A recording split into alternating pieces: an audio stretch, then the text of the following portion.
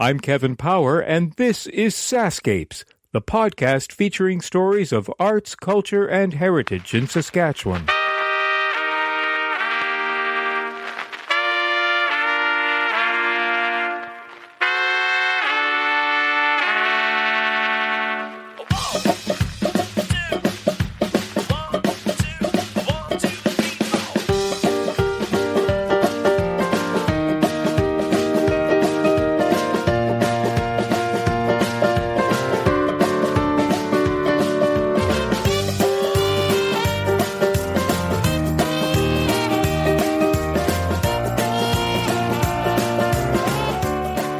This episode of SaskScapes is sponsored by the Saskatchewan German Council.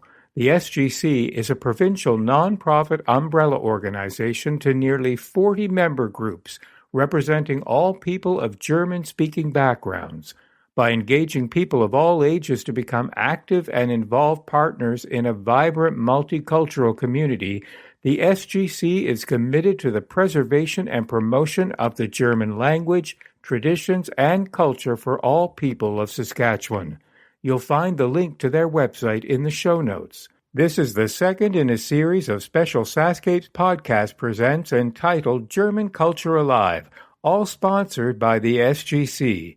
You can hear the first in this series by listening to episode 93, recorded during the 2020 Christmas holiday season. This is episode 95 of SaskScapes, and I welcome you. Okay, imagine you're attending a relative's funeral and you ask a question about your grandfather. You're handed a piece of paper upon which is written a list of sort of a family tree of relatives. This information unleashes a newly found passion for your family's history, a passion which would eventually take you to another continent, meeting relatives you never knew you had, and tracing the footsteps of your past. That is where my conversation with my guest Merv Weiss begins. From there, Merv walks me through the history of Germans living in Russia, part of his family history. Today's descendants of Germans living in Russia are a significant part of the German culture of Saskatchewan, and like all cultures, adds to the landscape of our province, which we know is rich with tradition. So, what's the takeaway? Never hesitate to ask a relative questions about your family. Who knows what adventure you'll find yourself on? By the way, please take some time to read the show notes for this episode. You'll find several links that are pertinent to our conversation, including Merv's personal website. Merv Weiss, thank you for joining me for this episode. As I've said with every episode I've recorded in the last little while, we're in pandemic times, and I feel the need to say that just for no other reason than to have a history timeline, so when people listen to this years from now, they remember that we're all living under extraordinary lockdown circumstances, and I say that because you're literally down the street from me, and I could probably walk to your place in about 20 minutes. But here we are here we are in our separate homes because that's the COVID way. So you're not that far away from me, but I'm glad that we have at least the ability to talk this way by phone. And I'm looking forward to the chat because, as I mentioned to you last week, this really is going to be an educational journey for myself. And I also expect will be the same for a lot of listeners. So I'm looking forward to hearing what you have to say about this specific subject, which in broad terms will be talking about the heritage of Germans from and living in Russia. We'll dive into that shortly, but first of all, I want to get to know you. So I know that you're from Saskatchewan. Where did you grow up? I grew up on a farm near a small town in southwestern Saskatchewan called Fox Valley. It's halfway between Maple Creek and Leader, and close to Medicine Hat, which is on the other side of the border in Alberta. So you come from farming people? Absolutely farming people, yep. And how many generations of your family have lived in that area and farmed? Well, only two before me, my dad and my grandfather. Right. So if there were two generations before you, would the third generation earlier be the earliest you're able to trace your relatives that would have come here from Europe, from Russia specifically, Germans living in Russia? Several generations beyond my grandfather, for sure, back to the late 1700s. In what is now Germany, there was no Germany at that time, but my particular Weiss line starts in a small city called Bruxelles in Germany. It's near Karlsruhe. And the first Weiss ancestor who left that region and went to South Russia left in 1804. Oh, okay. So you would go quite far back and definitely would not have met those people. Well, definitely my grandfather would be the only one. And I never met him. He died before I was born. Is that right? Yeah. So then I guess the question begs, what ignited your enthusiasm for this particular part of history and how it relates to your family? Had you always been a history buff growing up as a kid, or did you come to this fairly late? How much of your heritage was part of your growing up? I guess I've always been interested in history. At university, I had a double major in history and mathematics. But nothing specific was ever shared with me, I guess, at home. Nothing much specific. I always say that I grew up German without realizing it because my whole community was German, really. And almost the whole entire community was Catholic as well. And I often try and tell a joke that I think I was 10 years old before I realized there were other people in the world besides German Catholics. So, but that interest in where my mom came from, where my dad came from, was always there, except that I never pursued it. I guess I was never encouraged to pursue it. There's no one else in the family that, like uncles or aunts, that had pursued it. And so I was 50 years old already before I really got interested in my family's history and my family's genealogy. And it's been an overriding passion and pastime since then, I must say, for the last 20 years. How I got started was after attending an uncle's funeral in Medicine Hat. And so we're at my aunt's house, and I asked a question regarding something about grandfather, and my aunt says, "Oh, wait a minute, Frank," that was my uncle, "he wrote some stuff down on a piece of paper."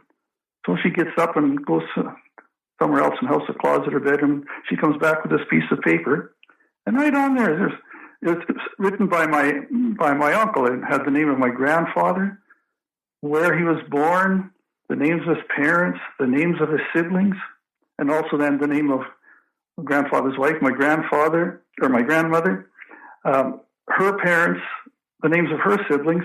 And I'm looking at this and just astounded. And I look up at my aunt and say, "How come I'm 50 years old and seeing this for the first time?" Mm. And she just shrugged her shoulders, of course, but it took off from there. And I was kind of annoyed, that no one had ever shared this information with me before. And my dad was a great guy, a hell of a good guy, but it just wasn't his thing, I guess. And I often tell the story that there's a rural cemetery near where I grew up. And how many times would I have driven by that cemetery? And my dad never once ever said, "I have 4 siblings buried in that cemetery." No kidding. Yeah. Never once did he say, "There used to be a church here. I was baptized in that church." He was too busy raising a family, making a living, I guess. I don't know how else to explain it. We had a good relationship, my dad and I. We really did. He loved his kids. All his kids loved him. But it just wasn't of interest to him, I guess. Thank goodness that piece of paper with that family tree had been written down somewhere, and that someone had the presence of mind to hang on to it. Yeah. Mm-hmm. So you've been on this passion project ever since. Ever since, yes, ever since, and it's taken me back to Ukraine, which is what used to be part of Russia. and our ancestors always referred to it as South Russia or Sud-Russland. They never used the word Ukraine because the word Ukraine never came into general usage until after World War I. But I've been back to Ukraine 6 times, not necessarily do research because there's nothing to research there really. It's just giving you a sense of the land. And 2 of those 6 times I led tour groups over there myself. And this quest has led me to find and locate many relatives who now live in Germany, having returned there from different parts of the Soviet Union since the breakup of the Soviet Union in 1989. So I've been over to Germany several times to meet with relatives. Most are second cousins, but there were a few have died since I started doing this, but there's still 2 first cousins to my dad alive yet in Germany.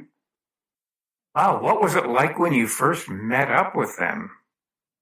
They were as excited as I was, put it that way. I bet. They really were. They had no idea they had relatives in North America. In America, they always say America. Canada is just America to them. They had no idea. None of them.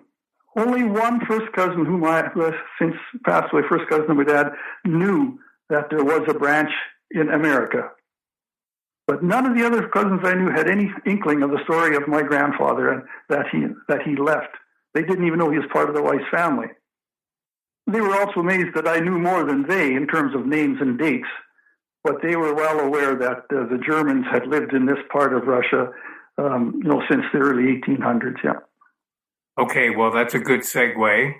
From what parts of Europe did the first Germans who immigrated to Russia come from, and what period of time are we looking at? What dates roughly? There's 2 main groups of Germans that went to Russia at the invitation of first the great Tsarina Catherina the Great, and those Germans settled along the Volga River near current cities of Saratov and Samara and Volgograd, and they left in 1763, 1764 in that time frame.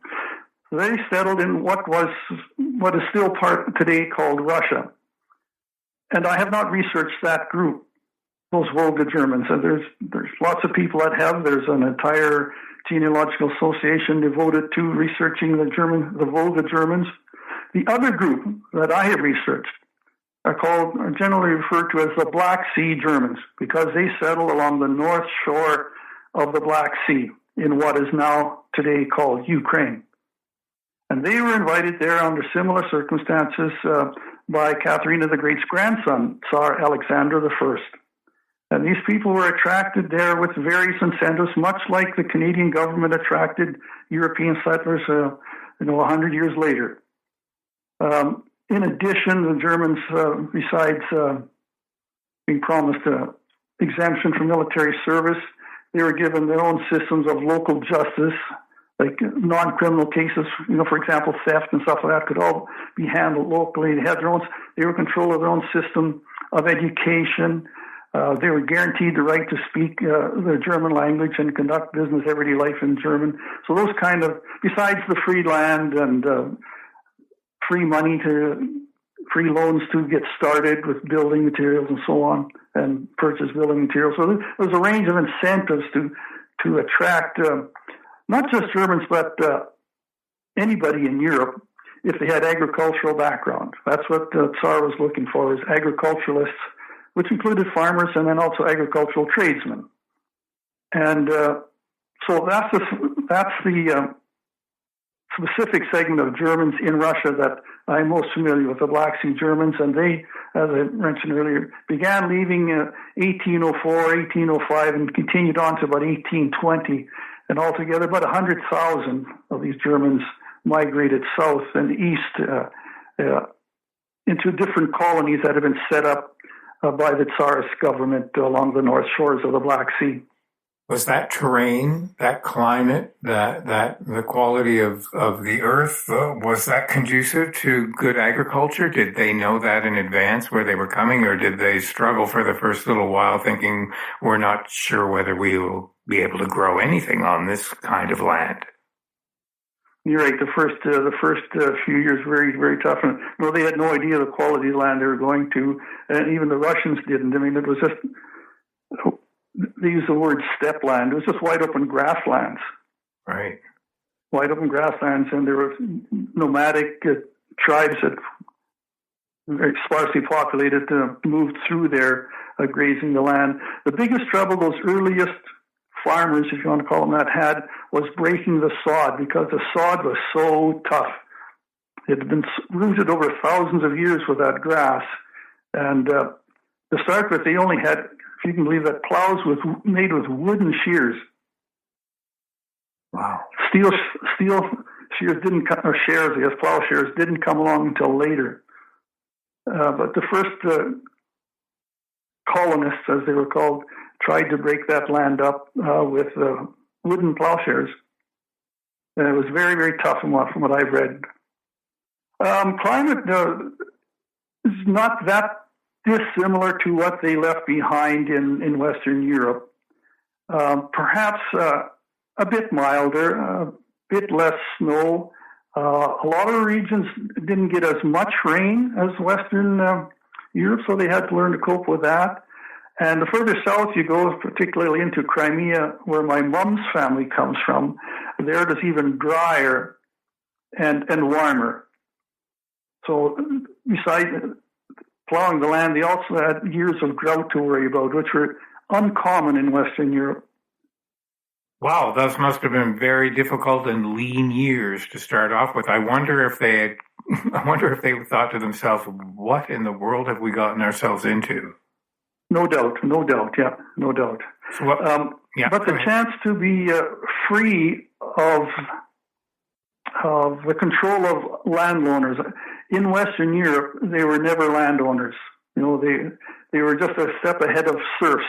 They were really tenants whose lives were controlled by the people who owned the land. So they were looking to get away from that. They're looking to improve their economic conditions. Plus, the other really big motivation to leave was the uncertainty of the Napoleonic Wars. Napoleon's armies were crisscrossing Western Europe at the time and raiding the villages for food and fodder for the horses, and even capturing young boys that they took along to look after the horses and things like that. So they had lots of reasons to leave. And when the invitation from the Tsar came along, hey, that must have looked like a good idea to a lot of them. Right. And eventually they were able to tame the land. They became very successful. The crops flourished, yes?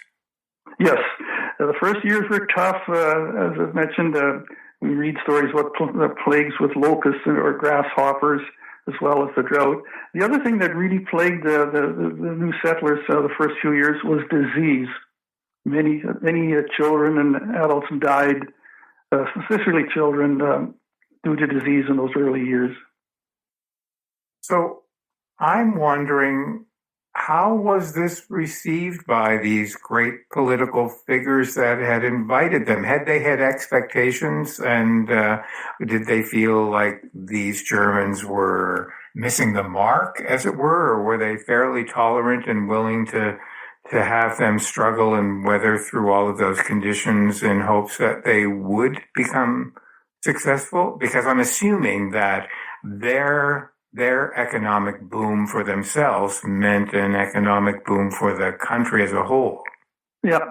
Yes, they did. I mean, they were very carefully scrutinized. There was a special office set up, one in Odessa, one in another city of Dnipropetrovsk, that supervised everything that had to do with these German colonies. It was called the Foreign Settlers Office, or the Guardian Welfare Office, and everything was closely monitored, all the conditions in the colonies, and they knew which colonies were doing better than others, and things like that.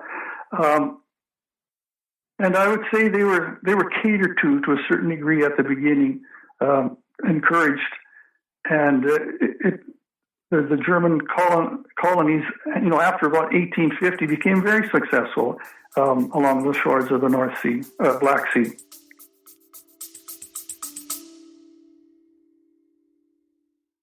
Hey, it's Kevin. I hope you're enjoying the episode so far. Just a quick reminder that the SaskScapes podcast is available for free on your favorite podcast app, or you can stream it from your browser. Check out the show notes for the link. On the SaskScapes homepage, you'll notice something new under the logo called SaskScapes Plus. You can't miss it. There's a big button saying support with a heart icon next to it. I'd love it if you could click on that button and help keep this podcast series going. When SaskScapes launched in May 2014, it was the first podcast in the province celebrating arts, culture, and heritage. In fact, you'd have been pretty hard-pressed to find any Saskatchewan podcasts. So I'd like to think that we paved the way. It's been because of your support that this podcast is now in its 9th year. Okay, that's it. Enjoy the rest of the episode. Were they welcome? Were they welcome? Was their presence welcome by Russian-born citizens? Did they mingle well within the culture? Were they accepted, or was there sort of some animosity? Yeah, that's a tough question. Almost the way it was set up, the colonies were expected to keep to themselves almost. The fact that they were guaranteed use of their language, and they had their own school system, they had their own local justice system, they had their own local municipal councils, and all that was conducted in German. So it almost, by design, segregated these German colonies from the rest of society. But it's my understanding that the Germans got along well with all of their neighbors, and the point needs to be made as well that these Germans were very much always in a minority within the greater geography of the region they were living in. Besides ethnic Ukrainians and Russians, Bulgarians, Greeks, even French, Jewish people, they always were a minority. I forgot to make a point earlier that these Germans served a very specific purpose because they were the first permanent settlers along the north shore of the Black Sea. And it was designed that their presence and development of the land would discourage further Turkish invasions from across the Black Sea, because that had been Turkish territory up until 1787 or whatever, somewhere in there, the Russian-Turkish War, where Russia defeated Turkey and took control of that land along the north shore of the Black Sea. And so to hold on to it, they came up with this idea to colonize it and bring in permanent settlers. It sounds like this period of time in history, Russia became quite a melting pot of various cultures. Always was, yes. Mm-hmm. Right. Always was, yeah. As a side note, were you ever able to track down where the Weiss descendants would have settled? Oh, absolutely. I know the house where my grandfather was born, in what is today Ukraine, in that village. Absolutely, yeah. What's the name of that village? It's called Zelz, spelled Selz. That was the German name given to it, or that the colonists chose for it. The name has undergone a few changes, but currently it's called Lamanska. And it's about 60 kilometers northwest of Odessa city. And yes, I've been there on each of my 6 trips to Ukraine. Eventually, agriculturally, these people became very successful. How did their presence evolve? How did they advance from those early years to success? You said that they were given this land. Did they eventually become so wealthy and successful that they were able to purchase other land? Yes, well, at the beginning, when they first went there, a lot of the land was owned by nobility, and they didn't live on the land. They needed people to farm it. So the government purchased blocks of this land, and that's what they used to colonize the steppe lands. And those are the blocks where they moved these Germans onto and said, here, build a colony here. And they were scattered all along. There's hundreds of them along the Black Sea shore. And they did not have the right to purchase land individually or privately. As they got more successful, some of them were able to as a group, as a colony, add more land to the acreage of their colony, but it was always communally owned. And the reason they had to do that, in order to keep farming, so there's a farmer and his wife, and they have 10, 12 children, and there's 6 sons, and they all want to farm. So all he could do at the start was divide up his original land allotment for his sons. So that, after 2 generations, that was pretty watered down. Each person had pretty small holdings, and that's why they were looking to buy more land, but always as a community. Then, beginning in the 1860s, Russia freed their serfs, their huge serf population, and began to change the land ownership laws with the idea that, maybe these serfs will start buying land on their own, but there's never any provision to help these serfs borrow the money to do that.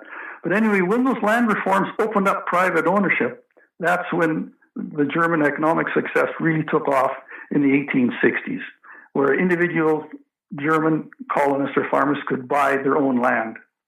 And after that, they became very successful. They can always continue to live in their villages and just have kept going further and further out to farm their land to the point where they were sometimes gone weeks at a time while they were farming before they came back to their home village. As a side thought, was it discouraged for Germans to become involved with Russian-born citizens? Was there intermarriage going on eventually? Very, very little. Very, very little. That's interesting. From about 1900 on, in later years, again, in the church records, which I've spent a lot of time studying Catholic church records and Lutheran church records, there's the odd interfaith or inter-ethnic marriage, but Germans tended to stick to themselves and marry within themselves. Interesting. So, okay, now when did things start to fall apart? This sounds like a very successful time for them. Things eventually started to fall apart. What's that part of history? And remember, they were given all the original manifesto gave them all these guarantees in perpetuity. And in this case, in perpetuity meant until about 1873, when Tsar Alexander I, he had this mantra that Russia should belong to the Russians, and began a series of reforms that took away those special settlement privileges that the Germans had enjoyed for just about 75 years. The first one was that they lost their system of local municipal government, and the colonies were amalgamated into bigger counties, if you like, and then these counties were administered by Russians rather than Germans as before. They lost control of their school system. The education now had to take place in Russian. They were only allowed 1 hour a day in German. And a huge concern for many, many families was they lost the exemption of military service, and that from 1874 on, German men over the age of 20, when they reached their age of 20, they were eligible for military service. Military service was 7 years, I believe, at that time.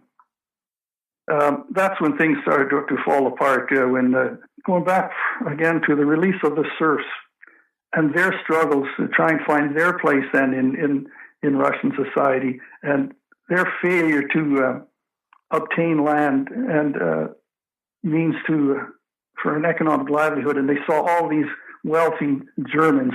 That led to real resentment in the peasant class against the Germans.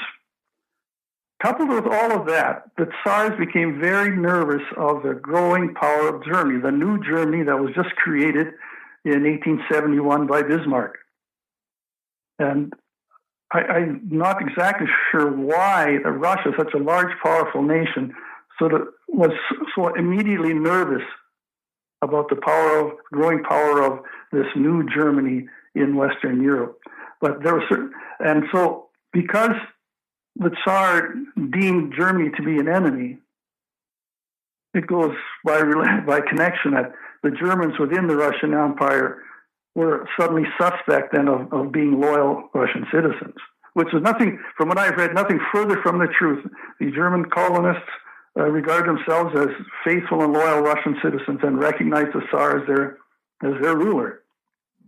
As they were stripped of all of these rights, was there a large segment of this group that decided to leave and perhaps go back?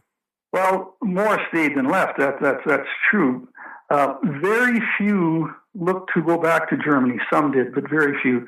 The majority from 1880 on, began to look overseas because by the coincidence of timing, first of all, the American government, the United States, they opened up their homestead lands in the West and enacted homestead laws similar to the ones that attracted these Germans to go to Russia to begin with. These immigration companies and land companies and the government, the United States government, began to advertise overseas, hey, we need settlers and farmers to come to America, the land of the free, And 20 years later, 15 years later, Canada took up the same approach. And that's all goes to do with timing. We had to wait until we had a railway in Western Canada before we could start encouraging people to come into Western Canada, whereas the United States was ahead of us in railway development. So the majority of the Germans who left came to North and South America. We can't forget South America as well. Very few returned to Germany. They were farmers, and they just, if you wanted to be farmers, you wanted to get land. I had read, and I don't know if this is specific to the Volga Germans that you had spoke about, but I had read that eventually some of these Germans living in Russia, they were driven out under very harsh conditions, exiled almost, deported to places like Siberia. Is this the same group of Germans living in Russia, or is this a different group? That happened to both groups. It happened to both groups, beginning with the start of World War I. Don't know how much background to give into World War I here, but Germany and Russia found themselves at war. And the Germans the Germans and Russia were really deemed enemies already of the state because the country was at war with Germany.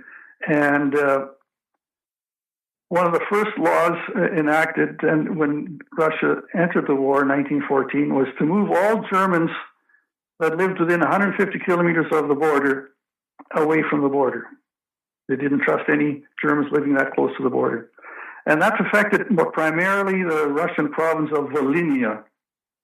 And over 100,000 of them were deported immediately in 1914, dragged out of their homes and shipped in by boxcar loads to Siberia, to the east, as we always say, behind the Ural Mountains, even leaving the fields, the crops standing in the fields. And the mortality rate has been estimated at least 1/3 just in the movement of these people into Siberia. But the war had gone so badly, so quickly, Russia never had a chance to move any more than that. So the next great evacuation or exile or banishment began to occur then after the Russian Revolution. And as the Bolsheviks established their power, any objectors, whether they were German or otherwise, they were dealt with on the spot by execution or shipped east. That continued, that repression against the Germans would continue right up then through Stalin.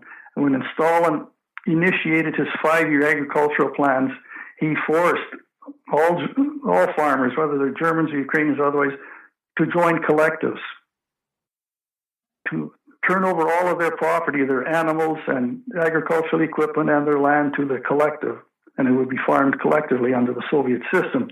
Anybody who objected to that, again, was dealt with on the spot or shipped east. Were those who managed to stay alive during this terrible period of time able to find their way to North America eventually? No. From the 1928 on, Stalin locked the doors. He was so alarmed at the numbers of people wanting to get out of Russia that he closed the borders altogether and denied exit permits for anybody. And so anyone after 1929 was really caught behind what became what we call the Iron Curtain. And those people were forced to live in Russia against their will until World War II. And that opens up another whole page of history. Germany invaded Russia June 22nd, 1941. And Stalin's immediate reaction was to start moving these Germans east. All the Volga Germans, about 400,000 of them, were transported to the east. By to the east, I mean Siberia is a general word, it covers a vast area. Kazakhstan often comes in as an equivalent to Siberia, but it really isn't. 60,000 Germans out of Crimea were shipped east through the Caucasus and then further east behind the Urals. A great many east of the Dnieper River were also shipped east. But Germany's invasion, and Stalin's plan was to evacuate all the Germans to the east. But the Nazi army, the Wehrmacht, with their blitzkrieg, they advanced so quickly that by August of 1941, they already had possession of Odessa. And so that stopped Stalin's movement of Germans to the east. So those Germans living west of the Dnieper River, really, and you have to assume geography, they remained living in Russia under Nazi occupation, which turned out to be a rather benevolent time for them, although it only lasted 2.5 years. But with these Germans occupying that country now, they allowed them to speak their German. And again, they allowed them to open their churches. They allowed them to open their schools and teach in German. And they allowed some private entrepreneurship again. And so for many Germans, they felt that they had been liberated by the Nazis. So there was a certain amount of, I would say, sympathy, empathy maybe, or I'm not sure, support, emotional support for the Nazis, which we don't like to admit, but let's be honest about it. However, that German occupation didn't last that long, 30 months roughly. And after the Battle of Stalingrad, when Germany was defeated, the Russian army began to move west to reclaim the territory that had been occupied by the Nazis. And seeing this, all part of Hitler's master plan of creating this Aryan utopia in Europe. Now in 1944, late 43, 44, it's Hitler's decision. I'm going to move all those Germans back into Western Europe so that Russia can't have them, so to speak. Besides that, most of them got settled in Poland, where Hitler's plan was to settle these Germans on farms that had previously been confiscated from the Polish people, because he needed farmers, he needed food to keep the German nation alive.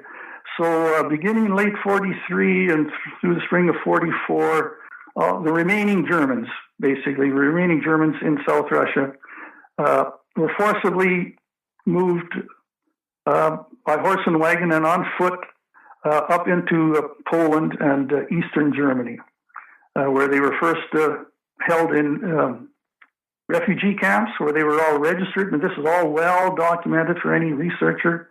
And then they were placed on farms or placed in homes as domestic help, or many were set to work in factories, especially armaments and munitions factories. And that's how it went until the war was over in the spring of 45. And then, the worst fate possible for these Germans who had just been forcibly evacuated in very recent months. According to the terms of the Yalta Agreement with the Churchill and Roosevelt and Stalin had the right to reclaim them as Soviet citizens, which in fact they had been. When the war started, these people were Soviet citizens, regardless of their ethnicity. So Stalin, according to the terms of that agreement, legitimately reclaimed these Germans as Soviet citizens, and again shipped them en masse to the east into the gulags, where they provided free slave labor for 10 years. 10 years, till 55, 56, these Germans lived there without rights, without citizenship. 55, 56? 1955, 1956, yes. That's not that long ago in historical terms. And so I've met these cousins in Germany who can tell you in very real personal terms about those experiences, yeah. I want to jump back to what you had spoken of a little while ago. The Germans who came to North America, who were invited to North America, much under the same circumstances as they had originally been invited to Russia. What time frame, what years are we looking at when that mass migration into North America and then eventually Canada? Into North America, late 1860s, 1870s, a trickle. Didn't really take off until late 1870s, 1880s. And into Canada, specifically Saskatchewan, because we're the only province really that factors into this migration.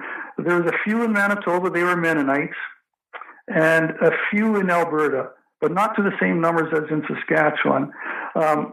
They started to trickle in the mid-1880s, 1885, 1886. First ones arrived at Balgonie, down in the south by Regina.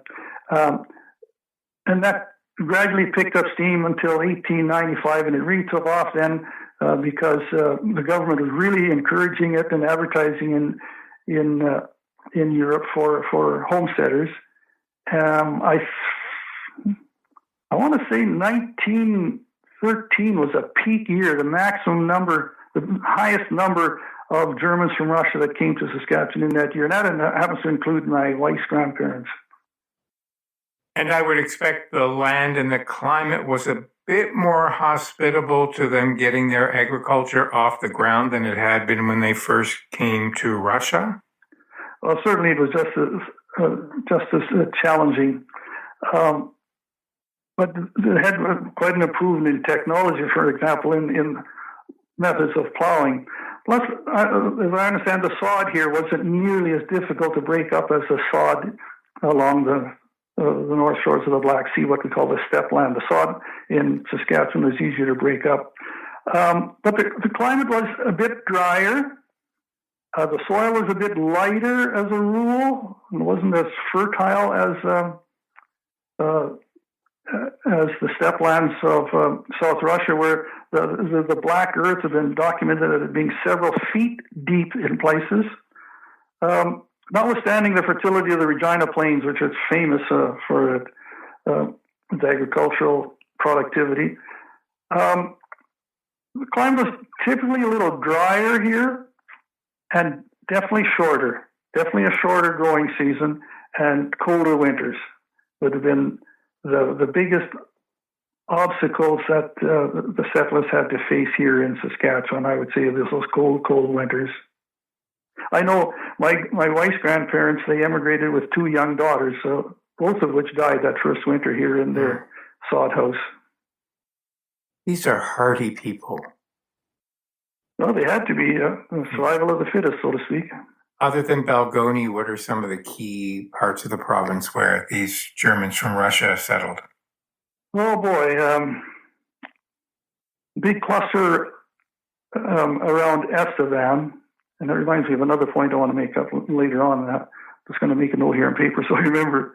There's a cluster around Estevan, of course, and up along the east side of Saskatchewan, up the Langenburg, Melville, to that Yorkton area.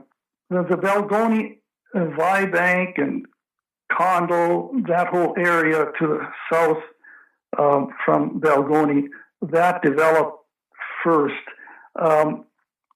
Then I would say after that, probably the Tramping Lake, Reward, Macklin area to the west here from Saskatoon. Allen, Saskatchewan, just outside here of Saskatoon. Mm-hmm. Then, of course, the area I grew up in, that southwest corner, Leader, Prelate, Fox Valley, Richmond, spilling across the border, Schuler, Alberta, Scepter, Lemsford, Lansford. That whole area is predominantly homesteaded by Germans from Russia.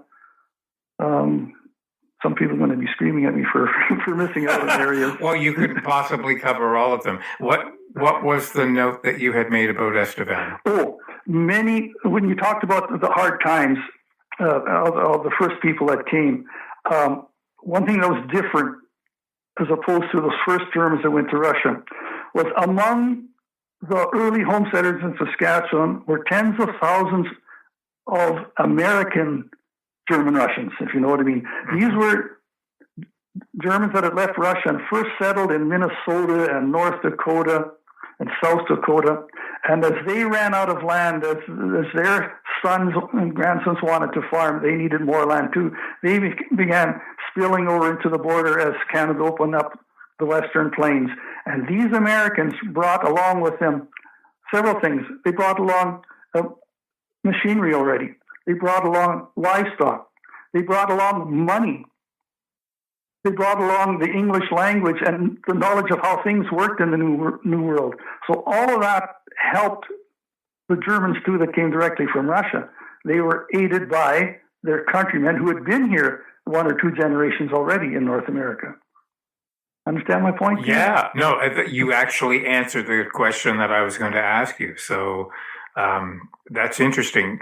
Then the question begs, why did the descendants of Germans from Russia, why did they not identify with Germany the same degree as the expats from Germany?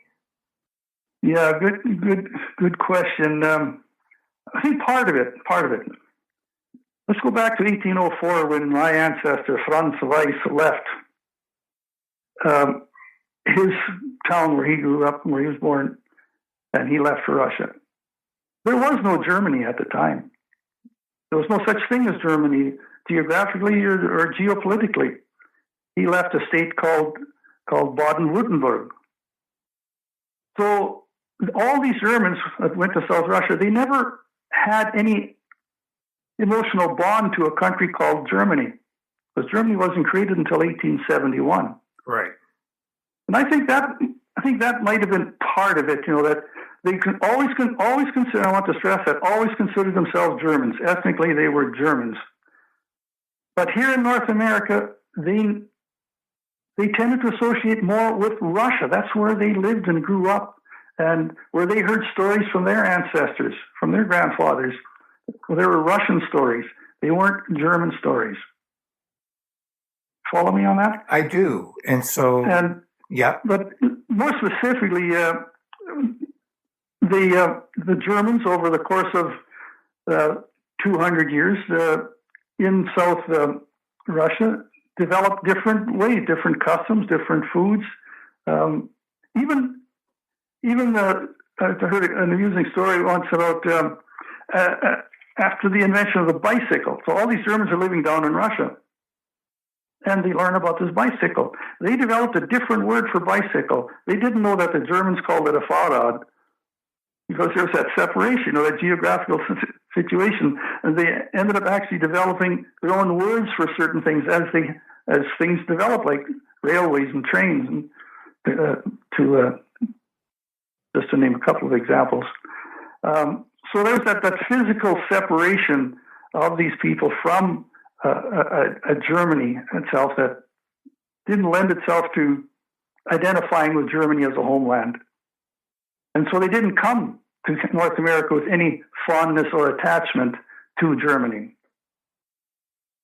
But are you concerned that now in present day, there's a tendency to lump German history in Saskatchewan all together without differentiating between this very specific part of German heritage?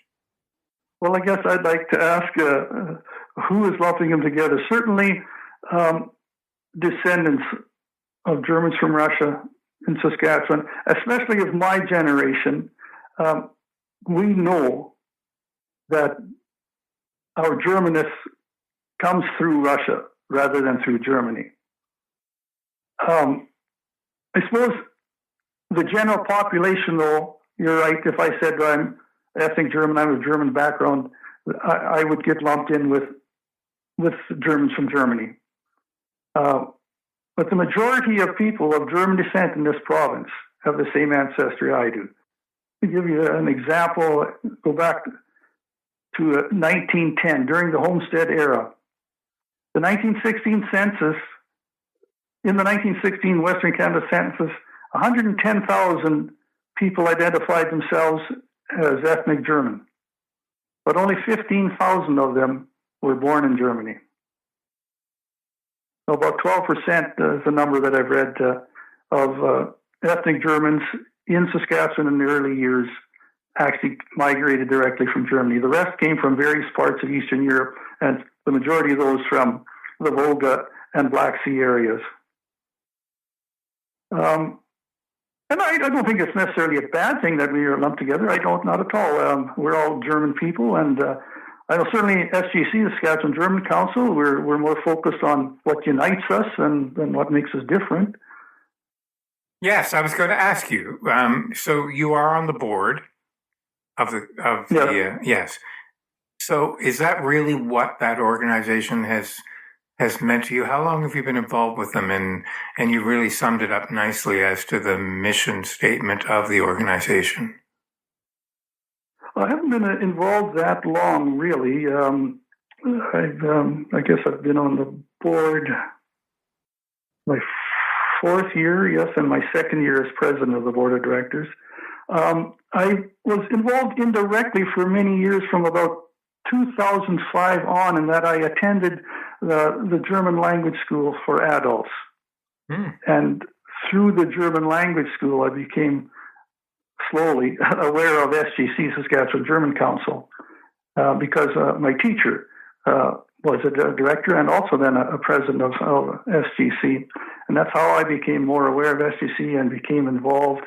And I've tried to do what I can to get more Germans from Russia involved as well. Because SGC started 35 years ago, and it was basically an organization for expatriate Germans. It was a way for these Germans from Germany living in Saskatchewan, a way for them to get together and to socialize and maintain their culture and their identity and their language, and came up with a range of programs to promote their Germanness. And what I've tried to do is trying to find a place for the Germans from Russia descendants in that mandate. That's one of the reasons why you choose to do the presentations that you do. And then I added pre-COVID times, of course. You're probably on hold with that right now. Yes. I've given many presentations over the years in many locations. Just part of my desire to make sure the story of the Germans from Russia isn't forgotten, especially here in Saskatchewan. We were such a dominant presence in the homesteading era. And the 2006 census tells us that still 28% of Saskatchewan's population identify with being in whole or in part ethnic Germans. We're still the largest single ethnic group, unless you combine Scottish, Irish, and British. If you combine them, they will always be bigger. And even in this COVID times now, this Saturday, a week from now, I'll be giving a presentation at a virtual conference. I did one previously in September, and it's not the same as giving a live presentation because you don't have any feedback from your audience. Usually you can tell if you're connecting with your audience or putting them to sleep, but virtually you can't. Who is your audience? Who do you find is attracted to this part of history? And are the majority of them people with German heritage? Yes, absolutely. The majority are people wanting to learn more about their Germans from Russia heritage, yes. And do you find some of them coming up to you and giving you feedback and saying, I had no clue, I had no idea? Absolutely. And I get emails regularly, sometimes daily, people looking for help. Certainly weekly. A week would never go by where I'm not getting a new inquiry, or someone who's contacted me a couple of years ago and let it die and picks it up again.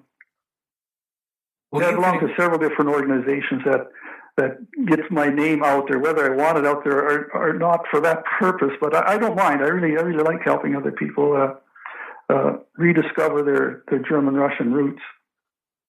Well, you can add me to that list of people who say, I really had no idea. I truly didn't. Okay.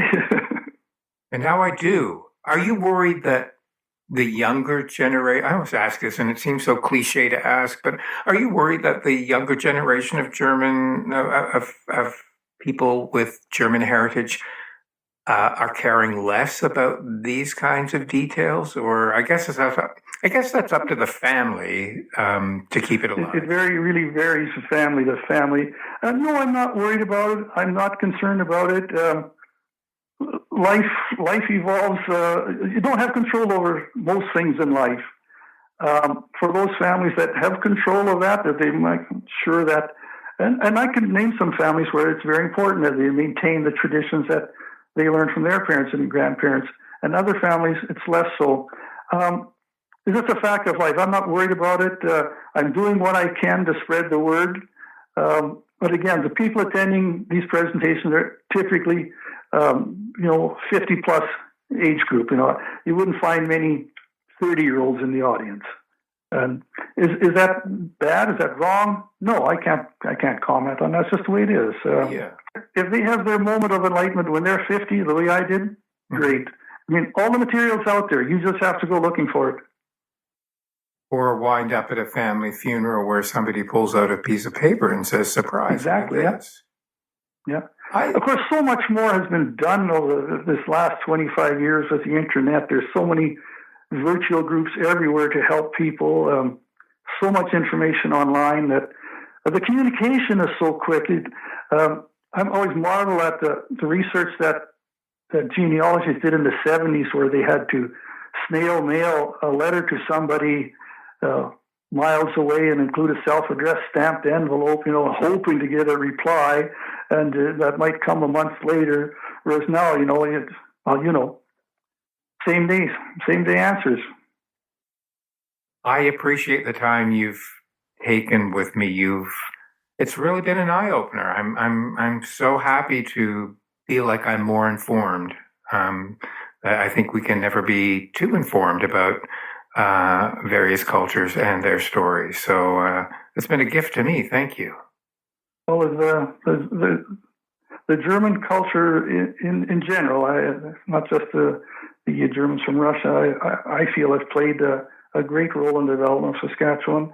And we see that with the current German expatriates living right here in our own city, right to the researchers and the academics at our universities here and in Regina, and what they're contributing to agricultural innovations particularly comes to mind. One of the leading COVID researchers up at the university from Germany. Wow, that's fantastic. Well, I mean, that's important because this is a really important period of time. So I want to mention too that Germany has an honorary consul living a resident right here in Saskatoon as well, Dr. Michael Ilk, yes, who is also an agricultural scientist and researcher, I think in semi-retirement now, but very involved at the university and definitely agricultural research. And he acts now as Germany's official representative here in Saskatchewan. So like these expatriates that live here in Saskatchewan, they can go to him for passport renewals, for example. He's also the director of the German Council. Yes. Merv, thank you for your time today. I really appreciate your breadth of knowledge on this subject. Well, thank you for the opportunity. I always say that I'm glad to be invited to places I haven't been to before because I'm running out of people to tell my stories to. Well, you've been invited to my virtual place, which really is the telephone, but we'll try to make it as homey as possible for you. It's been good. I've appreciated the way you've led me through this all. Hey, thanks for listening. Music for SaskScapes is provided by Saskatchewan-born singer-songwriter Jeffrey Straker. SaskScapes can be downloaded from iTunes, Google Play, the SaskScapes app for Android devices, and all of the other major podcasting apps. Stop by and say hi to us on Facebook or follow us on Twitter at SaskScapes. So tell me, what fuels the culture in your community? Who has a story that must be heard? Consider bringing SaskScapes to your part of the province. Email us at saskapes@gmail.com or find us on Facebook. Please share your thoughts on this episode or any of the episodes by writing a review in the iTunes Store or Google Play. Your star ratings help our audience grow. Remember, our stories are our legacy. Now, somewhere around the world for years to come, stories like those found in SaskScapes are being heard. Think about it. We're creating an oral archive so that who we are in this province is never forgotten. I'm Kevin Power. Join me again next time.